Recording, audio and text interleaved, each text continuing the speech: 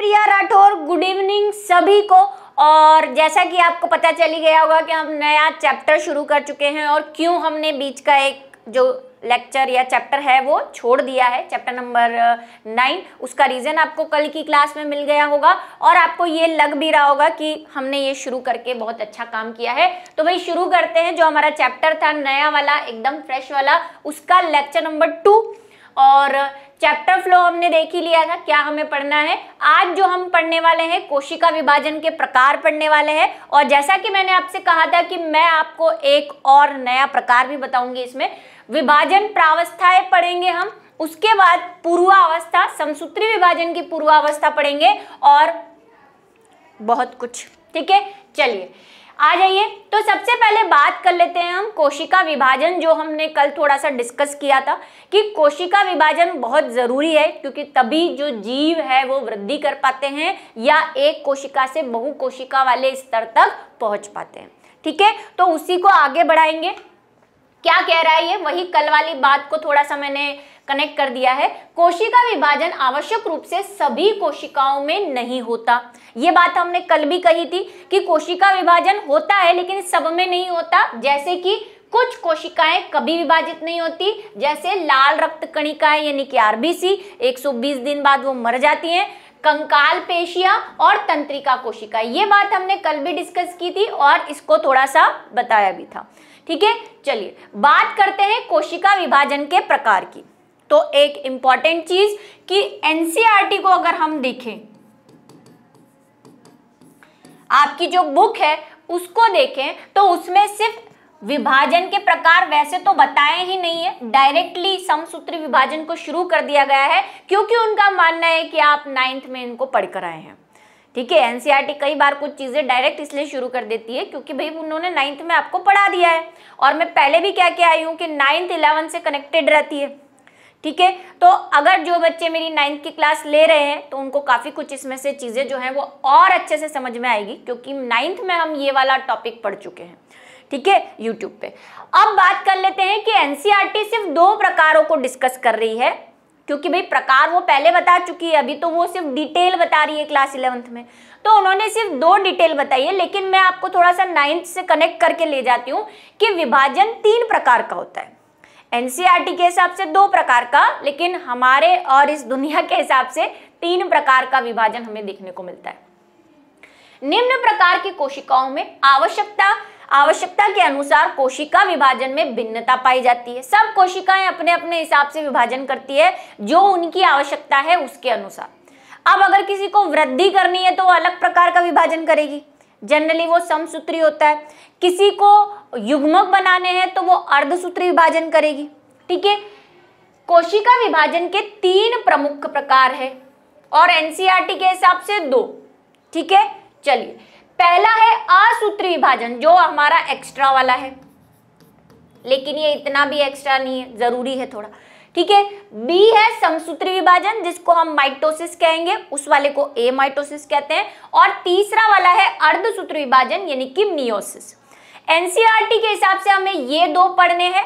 ये वाला मैं आपको थोड़ा सा बता देती हूँ, डिटेल पे नहीं जाएंगे हम, लेकिन जानना जरूरी है, क्योंकि बायो के जीवन में सुखी रहना है तो सब कुछ जानना जरूरी है।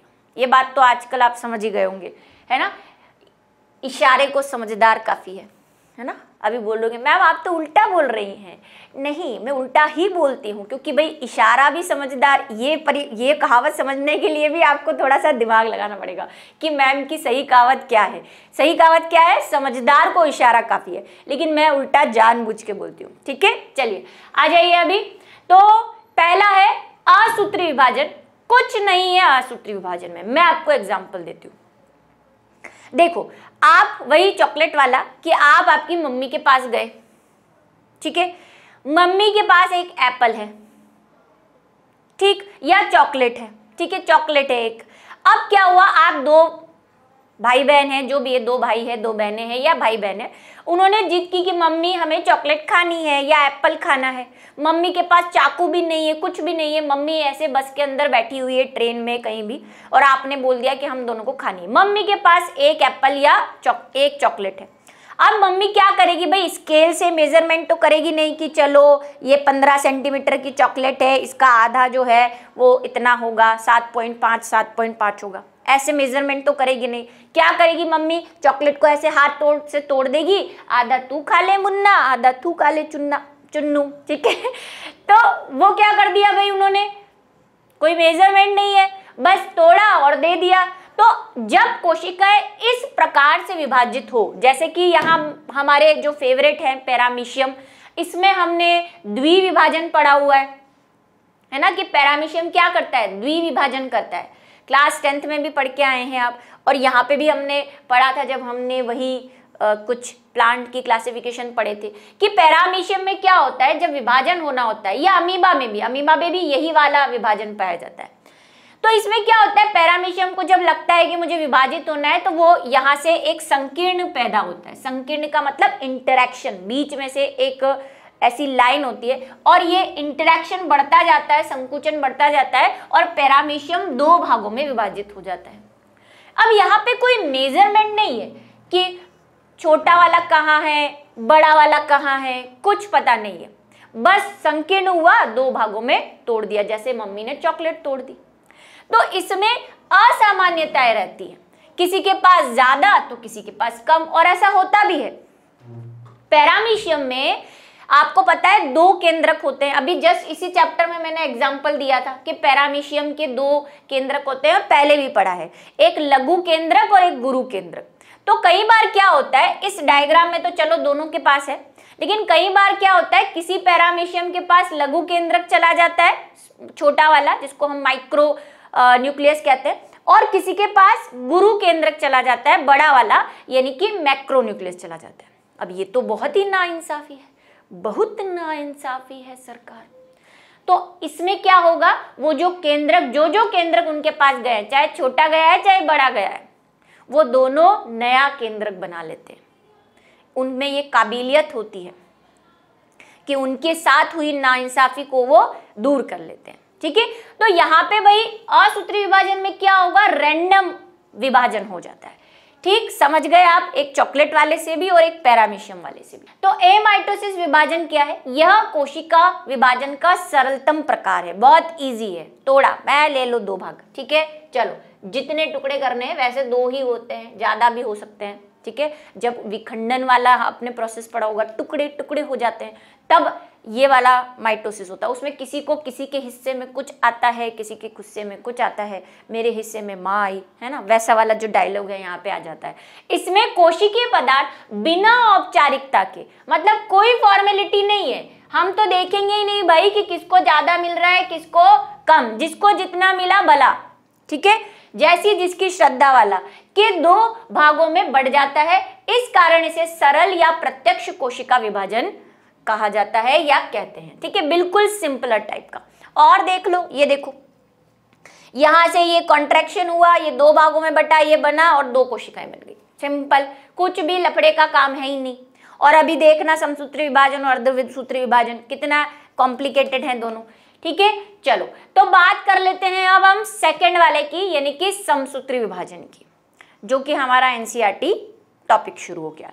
क्या है समसूत्री, देखो नाम बता रहा है समसूत्री, सम का मतलब होता है सेम, इंग्लिश में क्या कहते हैं इसको, माइटोसिस, ठीक है। इंग्लिश वाले नाम भी आपको याद रखने हैं, क्योंकि वही जैसे कि मैंने कहा, हिंदी वाले भी इंग्लिश में हिंदी लिख देते हैं, है ना, आपको लिख के दे देंगे माइटोसिस, कई बार आएगा ऐसे माइटोसिस लिखा हुआ,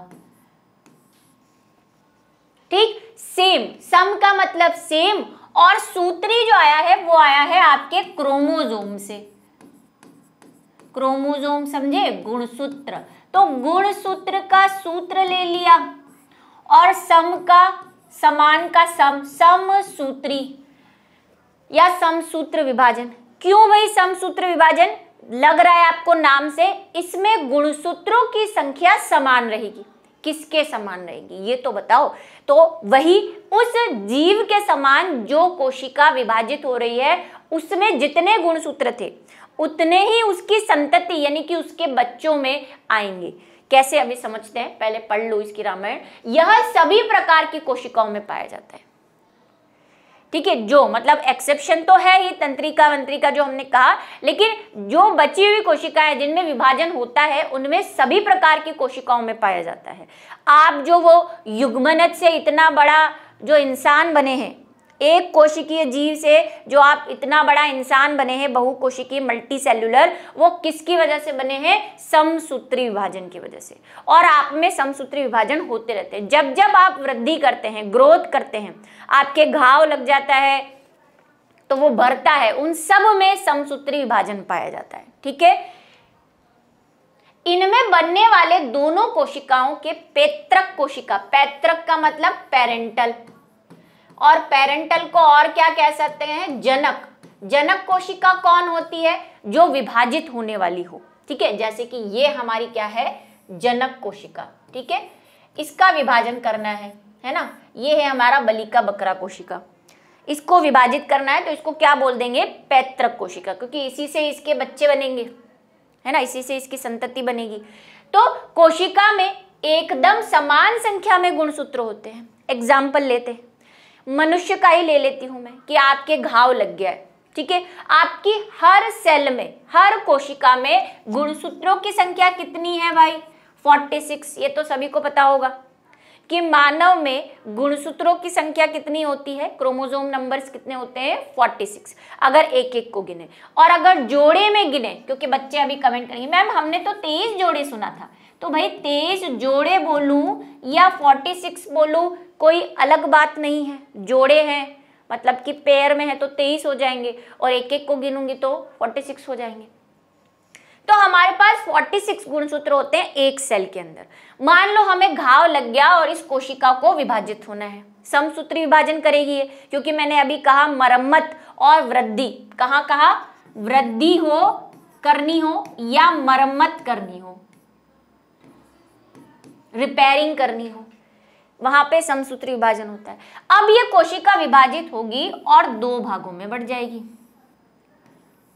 और पहले ही मैं लेक्चर 1 में ये बोल के आई हूं कि हम सिर्फ एम फेज पढ़ेंगे, अंतरावस्था हमें पढ़नी नहीं है। अंतरावस्था की G1, G2 और G0 S हम वहां पहले पढ़ के आए हैं लेक्चर 1 में। ठीक है, तो ये M है, तो भाई ये M है, और आपको बताया कि भाई उससे छोटी कोशिकाएं बनेगी। देखो मैंने दोनों कोशिकाएं छोटी बनाई है, क्योंकि इसको आगे जीवन में जाके वृद्धि करनी है। ठीक है, जीवन में जाके, हाँ अच्छा राइम बना, जीवन में जाके वृद्धि करनी। हाँ बढ़िया, बहुत बढ़िया। ठीक है, चलिए, तो भाई 46 जो है वो क्या है? गुणसूत्र है। तो अभी ये जो दोनों बने हैं इनमें भी 46 और 46 गुणसूत्र ही होंगे। अब ये चमत्कार हुआ कैसे कि भाई ये दोनों तो विभाजित होती है। तो याद करो वो अंतरावस्था, जब मैंने कहा था कि जब कोशिका विभाजित होने वाली होती है तो वो अपनी इंटरफेज में एस अवस्था पड़ी थी, एस अवस्था में अपने डीएनए को, और डीएनए आपको पता है डीएनए से ही गुणसूत्र बने हैं। ये कहानी मैं आपको समझा चुकी हूँ कि डीएनए को ही हम क्रोमेटीन कहते हैं, और फिर जब वो बहुत कॉइल हो जाता है, गुच्छे बन जाते हैं उसके, तो हम उसको गुणसूत्र कह देते हैं। और गुणसूत्र कब बनते हैं? जब कोशिका विभाजन होना होता है। तो अभी कोशिका विभाजित हो रही है तो डीएनए किस फॉर्म में पड़ा हुआ है? गुणसूत्रों की, क्रोमोसोम की फॉर्म में पड़ा हुआ है। ठीक है, चलो इससे पहले वाले चैप्टर में हम ये काफी कुछ डिस्कस, इसीलिए इस चैप्टर को कनेक्ट किया है, नहीं तो बीच में सब धुल जाता है आपका, वहां जैव अणुओं के बीच में प्रोटीन कार्बोहाइड्रेट ही करते रह जाते। ठीक, अभी क्या हुआ? एस में इसने डबल कर दिए थे, पहले डबल कर दिए थे, यानी कि 46 × 2 करके रखे थे इसने, इसको पता था मुझे विभाजित होना है। कितने हो गए? 46 × 2, ये हो गए, मल्टीप्लाई करो भाई, 6 दूनी 12, 1 4 और 9, 92 हो रहे हैं क्या? हाँ ठीक है ना, सही गणित है मेरी वैसे तो। हाँ 45 45 90, चलो ठीक है। तो 46 गुणसूत्र होते हैं।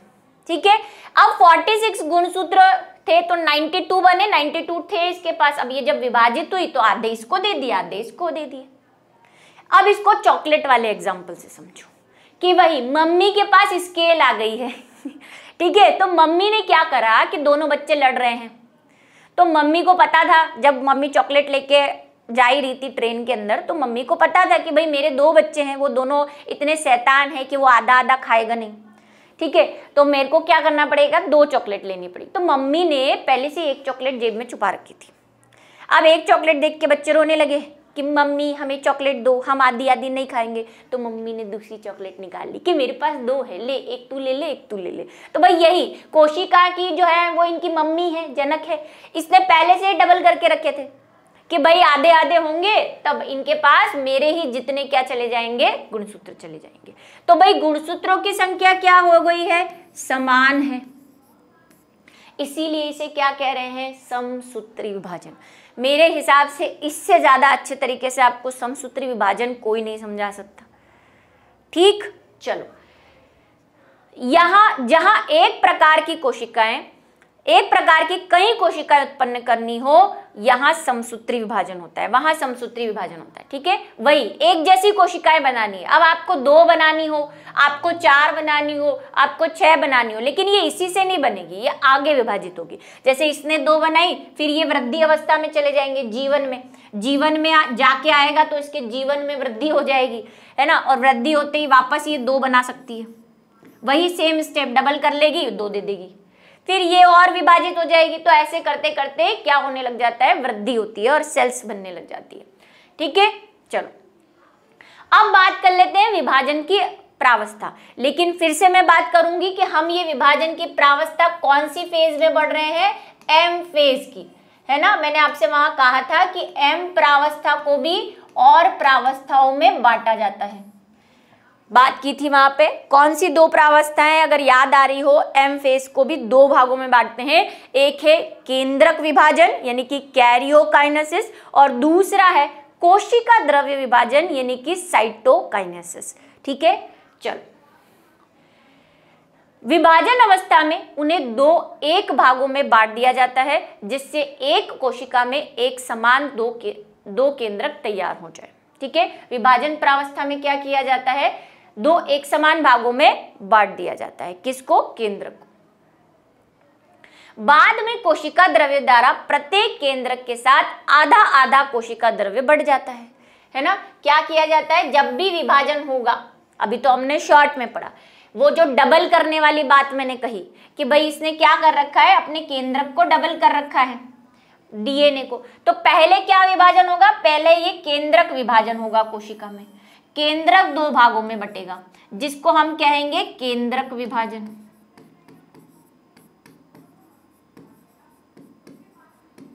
फर्स्ट स्टेप किसके अंदर, एम फेज के अंदर।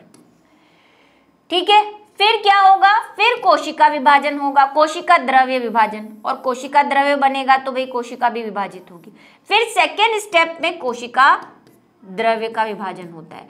तो विभाजन प्रावस्थाएं कितनी हो गई है, 2, कैरियोकाइनेसिस, साइटोकाइनेसिस। ठीक है, आधा आधा कोशिका द्रव्य दोनों में चला जाएगा।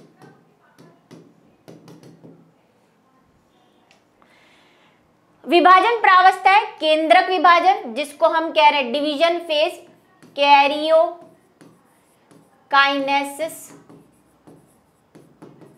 और इसको कहते हैं साइटोकाइनेसिस। ठीक है, समझ में आ गया, 2 हैं यहाँ पे, पहले केंद्रक और उसके बाद कोशिका, साइटोप्लाज्म विभाजित होगा।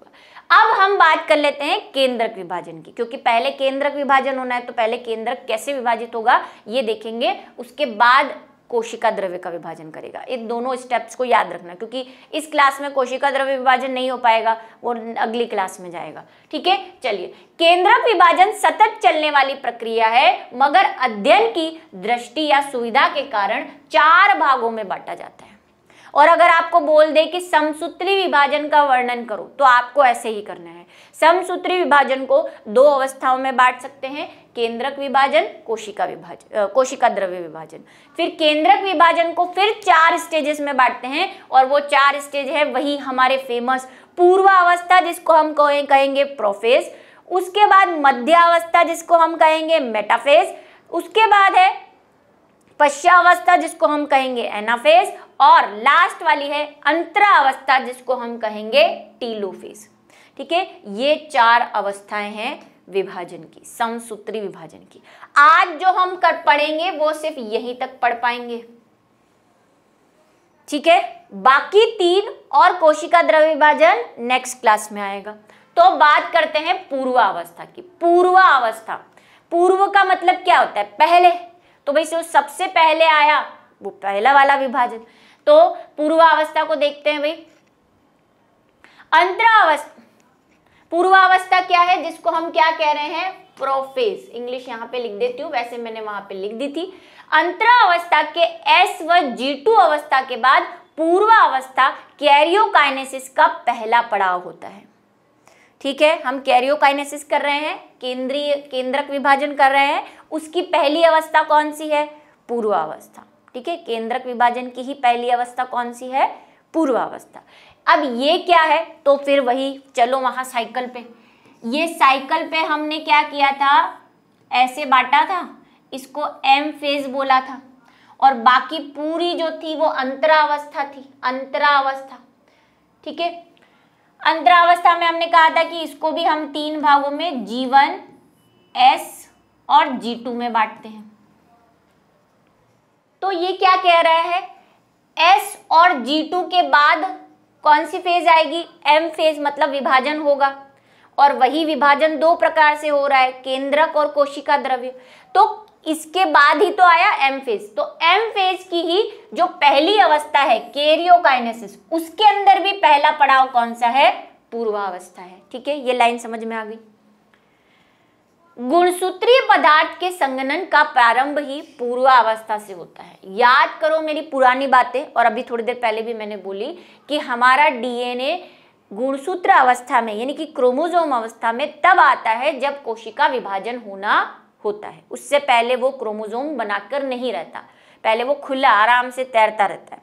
जब उसको पता होता है कोशिका विभाजन होना है, तब वो क्या होता है? गुणसूत्र बनाता है। गुणसूत्र कैसे बनते हैं? मैंने आपको बताया था कि DNA ऐसा मस्त कॉइलिंग होता है, और आपको कहा था 2.1 मीटर का DNA होता है इंसानों के अंदर, एक कोशिका के अंदर। अब जब कोशिका विभाजन होता है तो DNA ऐसे कुंडलित हो जाता है। क्या मैं इस कुंडलन को संघनन बोल सकती हूं? संघनन का मतलब कंडेंसेशन। भाई कोई चीज पास में आती है तो उसको क्या कहते हैं? कंडेंसेशन, संघनन। ये यही हो रहा है, संघनन हो रहा है। तो इसी अवस्था में यानी कि पूर्वावस्था में ही गुणसूत्रीय पदार्थ, गुणसूत्रीय पदार्थ का मतलब यहाँ पे DNA से है, क्योंकि अभी हम उसको गुणसूत्र नहीं कह रहे। संघनन होने के बाद ये जो चीज बनेगी ये हमारा गुणसूत्र है। इससे पहले क्या, पहले वाले को क्या कह रहे हैं? गुणसूत्रीय पदार्थ, इसको। तो गुणसूत्रीय पदार्थ का क्या प्रारंभ हो जाता है? संघनन प्रारंभ हो जाता है। गुणसूत्रीय संघनन की प्रक्रिया के दौरान ही गुणसूत्रीय द्रव्य स्पष्ट होने लगते हैं। मतलब कि यही, ये स्पष्ट होने लगे धीरे धीरे, है ना। कॉइलिंग हुई, पहले तो बहुत पतले पतले थे, दिख नहीं रहे थे, लेकिन अब जो है ये कॉइलिंग होने से हमें दिखने लग गए हैं। ठीक है, अच्छा, गुणसूत्र को हम है ना वैसे क्लास 12th में आपको DNA दिखाएंगे सेपरेशन, लेकिन जब क्लास 12th का प्रैक्टिकल आएगा तो आप लोग भी उसको देख लेना, वहाँ पे मैंने DNA दिखाऊंगी, मतलब अभी करूंगी, प्रैक्टिकल किया नहीं है।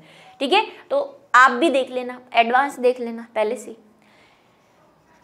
तारक काय व तारक केंद्र जिसका अंतरावस्था की S फेज प्रावस्था के दौरान द्विगुणन हुआ था, अब कोशिका के विपरीत ध्रुवों की ओर चलना प्रारंभ कर देता है। ये सब कहानियां कहाँ हो रही है? कोशिका के अंदर ही तो हो रही है। हमने कहा कि S फेज में क्या होता है? DNA डबल हो जाता है, बाकी सारे ऑर्गेनेल्स होते हैं वो भी क्या हो जाते हैं? डबल होना शुरू हो जाते हैं। उसमें मेन देखो, बाकी सारे ऑर्गन, कई बार ऐसा बोलते हैं बाकी सारे ऑर्गन डिसॉल्व हो जाते हैं, ऐसा भी कहा जाता है। तो हम मेन बात कर लेते हैं, DNA डबल होता है और एक और चीज डबल होनी है, और वो है तारक काय। तारक काय क्या था? सेल वाले चैप्टर में सेंट्रोसोम। सेंट्रोसोम कैसे बनता है? सेंट्रोसोम ऐसे 2 ट्यूब लाइक संरचनाएं जो आपस में लंबवत होती है एक दूसरे के, वैसे बनता है ना सेंट्रोसोम। ये सेंट्रोसोम है, और अंदर ये जो ट्यूब जैसी संरचनाएं होती हैं लंबवत, उनको कहते हैं सेंट्रोमियर, सेंट्रियोल। सॉरी, सेंट्रोमियर तो गुणसूत्रीय बिंदु होता है, सेंट्रियोल। ठीक है, तो क्या होगा? ये सेंट्रियोल भी यहाँ पे डबल हो गए हैं,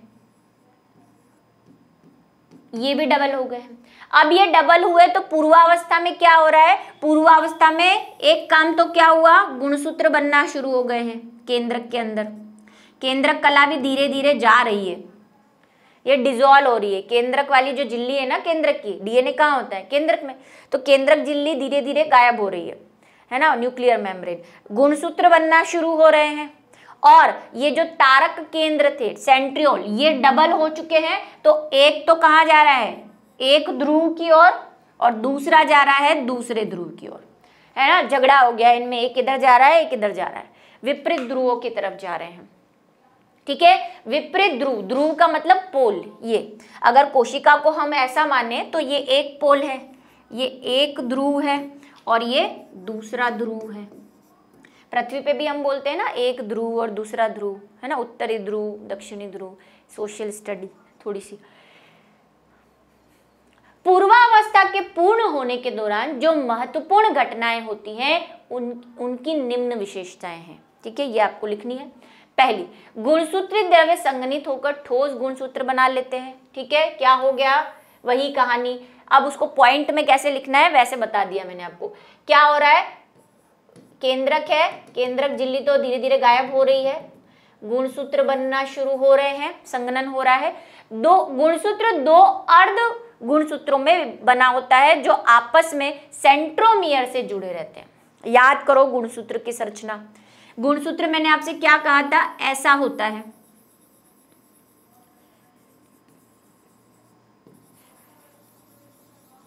और एक ऐसा भी बनाया था मैंने, एक वाला, है ना। कहा था बीच में एक डिस्क होती है, ये इसको हम क्या कहते हैं? गुणसूत्र बिंदु। अब मैं देखो दूसरी बार इस चीज को समझा रही हूँ, पिछले चैप्टर में हम पढ़ के आए, उसके बाद बार बार ये गुणसूत्र बिंदु नहीं समझाऊंगी। ये गुणसूत्र बिंदु, क्योंकि ये तो आता रहेगा, ये गुणसूत्र बिंदु है जिसको हम क्या कह रहे हैं? सेंट्रोमियर। और यहाँ पे एक डिस्क होती है जिसको हम बोलते हैं काइनेटोनिमा। ठीक है, वो तो इसमें भी यहाँ पे होती है। अब ये लो चाहे ये लो, अब ये और ये क्या मतलब है? ये भी गुणसूत्र है, लेकिन हमने कहा कि डीएनए डबल हुआ है तो ये गुणसूत्र भी डबल होंगे, है ना। डबल डीएनए से गुणसूत्र बने। तो वैसे अब जब भी आप सेल विभाजन में, कोशिका विभाजन में जब भी गुणसूत्र बनाओगे ऐसे वाले बनाओगे। इसमें देखो यहाँ पे आपको ये भुजाएं दिख रही हैं, इन भुजाओं को हम बोलते हैं अर्ध गुणसूत्र। क्या कहते हैं? अर्ध गुणसूत्र। और इंग्लिश में इसको हाफ मत कर देना, इंग्लिश में इसको बोलते हैं क्रोमेटिड। ये भी मैंने वहां पे गुणसूत्र की संरचना में बताया था और कहा था इसको याद रखना, नेक्स्ट चैप्टर में आएगा। ये है क्रोमेटिड, ये आपको दिख रहा है 1 2 3 4, ये क्रोमेटिड है। ठीक है, और हिंदी में उसको क्या बोलेंगे? अर्ध गुणसूत्र। तो ये यही कह रहा है कि गुणसूत्र अब क्या कैसे बन गए हैं? ऐसे स्प्लिट हो गए हैं, यहाँ से स्प्लिट होके इन्होंने क्या बना दिया है? अर्ध गुणसूत्र से बना होता है जो आपस में सेंट्रोमियर, ये रहा सेंट्रोमियर, उससे जुड़ा हुआ है। ठीक है, गुणसूत्र बिंदु से जुड़े हुए हैं। अंतरावस्था के समय जिस तारक काय का द्विगुणन हुआ है यह कोशिका में विपरीत ध्रुव की ओर चला जाता है। ये बात मैंने समझा दी कि क्या हो रहे हैं, तारक काय अपने अपने विपरीत ध्रुवों की तरफ जा रहे हैं। प्रत्येक तारक काय सूक्ष्म नलिकाओं को विकृत करता है जिसे तारक या एस्टर कहते हैं। ये तारक काय जब मैंने बताया था तब कहा था कि तारक काय क्या काम आता है? तारक काय कोशिका विभाजन के समय तुरकु तंतुओं का निर्माण करता है, जिसको मैंने इंग्लिश में कहा था स्पिंडल फाइबर। ठीक है, इसीलिए इस चैप्टर को मैंने उस चैप्टर के बाद ले लिया है, यहाँ पे बहुत सारी चीजें वहां से रिलेटेड है। ठीक है, क्या कहा था कि ये दोनों, ये कोशिका है भाई, आपको बोल दिया न्यूक्लियर मेम्ब्रेन धीरे धीरे गायब हो रही है। ठीक है, ये तारक काय विपरीत ध्रुवों पर चले गए हैं और गुणसूत्र बनना शुरू हो गए हैं ऐसे।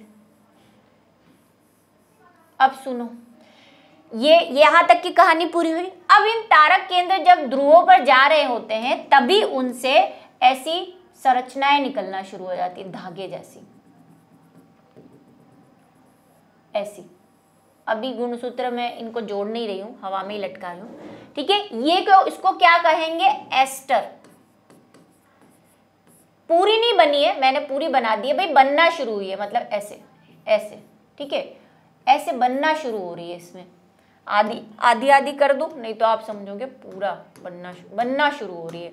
तो बनने को हम ऐसे बता देते हैं थोड़ा, है ना। अभी आधी आधी बनी है, इसको कहेंगे एस्टर। एस्टर क्यों? कि देखो आपको ये तारे जैसी लग रही है, ये रेज, ऐसा लग रहा है तारे में से रेज निकल रही है ना, तो एस्टर यानी तारक कहते हैं। और इसी को बाद में जब ये पूरे बन जाएंगे तो हम इसको तुरकु तंतु कहेंगे, स्पिंडल फाइबर, स्पिंडल फाइबर्स। ठीक, ये तंतु व तारक मिलकर समसूत्री विभाजन यंत्र बनाते हैं। इन्हीं से होना है अब जो विभाजन होना है, इसलिए ये बहुत इंपॉर्टेंट है। और तारक काय की क्या खासियत होती है कि ये सिर्फ जंतु कोशिकाओं में पाए जाते हैं, प्लांट सेल में बहुत रेयरली पाए जाते हैं। प्लांट सेल में तुरकु तंतु नहीं होता, तो फिर आप बोलेंगे उसमें विभाजन कैसे होता है, तो वो हम जब पढ़ेंगे तब पढ़ेंगे, ठीक है, बताऊंगी आपको कैसे होता है। चलो ये बात ध्यान रखनी है, मैंने वहां बताई भी है, ठीक है, पहले वाली क्लास में। पूर्वावस्था के अंत में यदि कोशिका को सूक्ष्मदर्शी से देखा जाए, यानी कि माइक्रोस्कोप से देखें, तो इसमें गोल्जी काय, अंतःप्रद्रवी जालिका, केंद्रका व केंद्र का आवरण दिखाई नहीं देता, ठीक है। ना तो न्यूक्लियोलस दिखाई दे रहा है, ना न्यूक्लियर मेम्ब्रेन। मैंने कहा ना धीरे धीरे गायब हो रही है न्यूक्लियर मेम्ब्रेन, तो धीरे धीरे सब डिसॉल्व हो रहा है। मतलब ये सिर्फ यही दिख रहे हैं, क्योंकि हीरो यही है, विभाजन यही से होना है। तो ये जो है ये क्या है? पूर्वावस्था है। अब यहां तक की कहानी सबको समझ में आई। धीरे धीरे सब कुछ गायब हो रहा है, सिर्फ क्या दिखाई दे रहा है हमें, ये बाद में वापस आ जाएंगे। इनके पास शक्तियां हैं, इनविजिबल पावर्स, वापस आएंगे ये, मैं फिर वापस आऊंगा, ठीक है। वो वाली मूवीज तो आपने देखी है। ये एनसीईआरटी का डायग्राम है, हालांकि मुझे कम पसंद है, लेकिन वही दे रखा है तो ठीक है। ये आपके क्रोमेटिड है, कोई लेबलिंग नहीं है इन पे, आपको छोड़ रखा है आप लेबल करो, हमने तो सेल वाला चैप्टर पढ़ा दिया, ठीक है। तो ये सेल है, और ये देखो अब धीरे धीरे इसमें से गुणसूत्र बनना शुरू हो गए। और ये लेयर देखो, पहले पूरी बनाई है, छेद है ये, तो वो केंद्रक छिद्र जिसको हमने कहा था, है ना, न्यूक्लियोपोर। अब ये डिसॉल्व होने लगी है, ठीक है। और ये इसको क्या कहेंगे? पश्च पूर्वावस्था, इसको प्रारंभिक पूर्वावस्था, प्री प्रोफेज कहेंगे इसको, क्योंकि ये पहले की है। और प्रोफेज खत्म होते होते जो अवस्था आ गई उसको हम बोलेंगे पश्च, यानी कि पोस्ट प्रोफेज। पोस्ट प्रोफेज में क्या होगा, जो अभी हमने पढ़ा कि क्या क्या विशेषताएं होती है, वो पोस्ट प्रोफेज हो गई। शुरुआत में क्या हुआ था वो हमने उससे पहले बना था, धीरे धीरे डिसॉल्व होना शुरू होते हैं, क्रोमेटिड गुणसूत्र बनते हैं, वो सारी कहानियां। जब तारक काय जो है वो ध्रुव पर जाना शुरू हो जाते हैं, ठीक है। यहाँ पे देखो एनसीईआरटी में कोई तारक काय का नाम नहीं है, कुछ बनाया ही नहीं है। तो मेरी आप मानो तो कौन सा डायग्राम बनाओगे आप? ये वाला, है ना, ठीक है। आधे आधे से बनाओगे, थोड़ा सा गुणसूत्र बनते हुए दिखा देना थोड़े से इस तरह से। क्या है ये? पूर्वावस्था।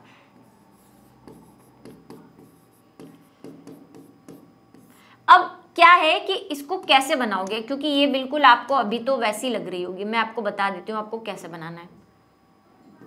देखो, सेल बनाना, यहाँ पे धीरे धीरे ऐसे गुणसूत्र बनाना, ऐसे शुरू कर देना।